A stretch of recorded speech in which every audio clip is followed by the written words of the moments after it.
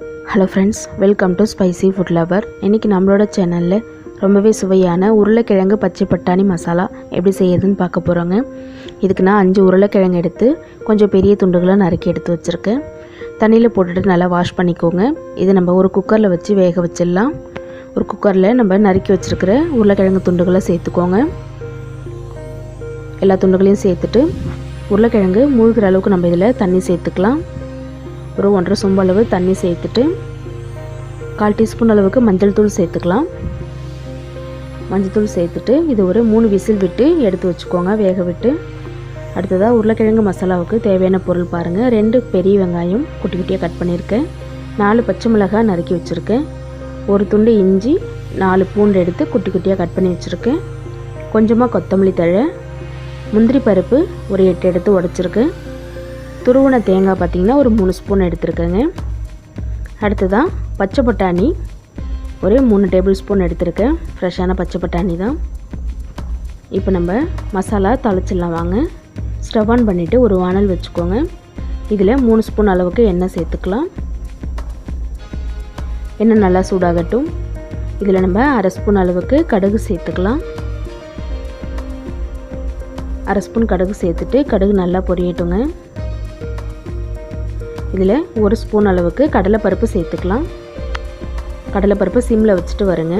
பொரிஞ்சதுக்கப்புறமா 1/2 spoon அளவுக்கு சோம்பு சேர்த்துக்கலாம். சோம்பு நல்லா வாசனையாக இருக்கும். கொஞ்சமாக பெருங்காயத்தூள் சேர்த்துக்கலாம். நல்லா பொரிஞ்சதுக்கப்புறமா முந்திரி பருப்பு எண்ணெயிலே சேர்த்துக்கலாம். முந்திரி பருப்பு நல்லா வறுத்து விட்டுக்கோங்க.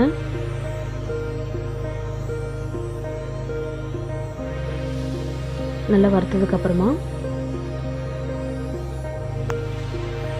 இதில் பொடியை நறுக்கி வச்சுருக்க இஞ்சி பூண்டு சேர்த்துக்கலாம். இஞ்சி பூண்டு வதங்கினதும் நம்ம கட் பண்ணி வச்சுருக்கிற பச்சை மிளகாய் சேர்த்துக்கலாம். 4 பச்சை மிளகாய் எடுத்துருக்கேன். பச்சை மிளகாய் வதங்கினதும் நம்ம பொடியாக கட் பண்ணி வச்சுருக்கிற 2 பெரிய வெங்காயம் சேர்த்துக்கலாம். ஆனியன் பொரியல் கொஞ்சம் எக்ஸ்ட்ரா சேர்த்தோன்னா டேஸ்ட் நல்லாயிருக்கும். வெங்காயம் சேர்த்துட்டு நல்லா வதக்கி விட்டுக்குங்க. ஆனியன் சேர்த்ததுக்கப்புறமா கொஞ்சமாக உப்பு சேர்த்துக்கலாம். 1/4 டீஸ்பூன் அளவுக்கு உப்பு சேர்த்துக்கிறேன். அப்போ தான் நல்லா ஆனியன் வதங்கும். உப்பு சேர்த்துட்டு நல்லா மிக்ஸ் பண்ணி விடுங்க.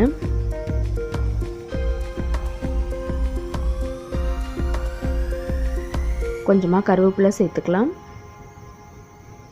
ஒரு கைப்பிடி கருவேப்பிலை சேர்த்துட்டு அடுத்ததாக நம்ம வச்சுருக்கிற பச்சை பட்டாணி சேர்த்துக்கலாம். பச்சை பட்டாணி எண்ணெயோடய சேர்த்துட்டு நல்லா ஒரு 2 நிமிஷம் வதக்கி விட்டுக்குங்க. ஆனியனோடய சேர்ந்து வதங்கட்டும்.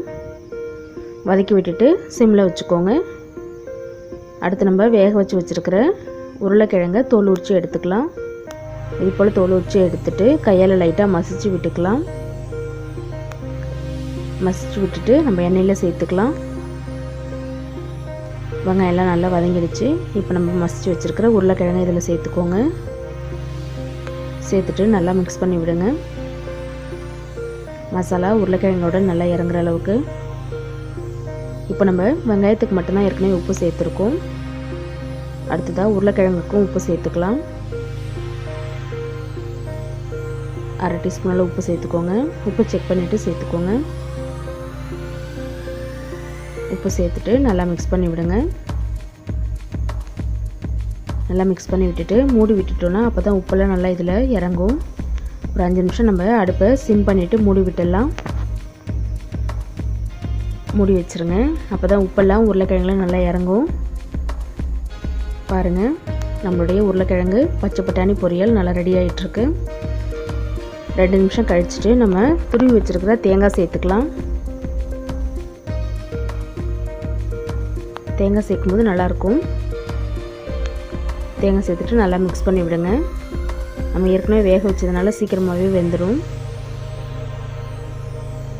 தேங்காய் சேர்த்துட்டு கொஞ்சமாக இதில் கொத்தமல்லி சேர்த்துக்கலாம். கொத்தமல்லி தழை தூவி ஸ்டவ் ஆஃப் பண்ணிவிட்டு இறக்கி வச்சுருங்க. அவ்வளோதாங்க, நம்மளுடைய உருளைக்கிழங்கு பச்சை பட்டாணி பொரியல் ரெடி ஆகிடுச்சு. இதே மாதிரி நீங்களும் உங்கள் வீட்டில் ட்ரை பண்ணிவிட்டு எனக்கு கமெண்ட் பண்ணுங்கள். இந்த வீடியோ பிடிச்சிருந்ததுன்னா மறக்காமல் லைக் பண்ணுங்கள். நம்மளோட சேனலை சப்ஸ்கிரைப் பண்ணிவிட்டு பாருங்கள்.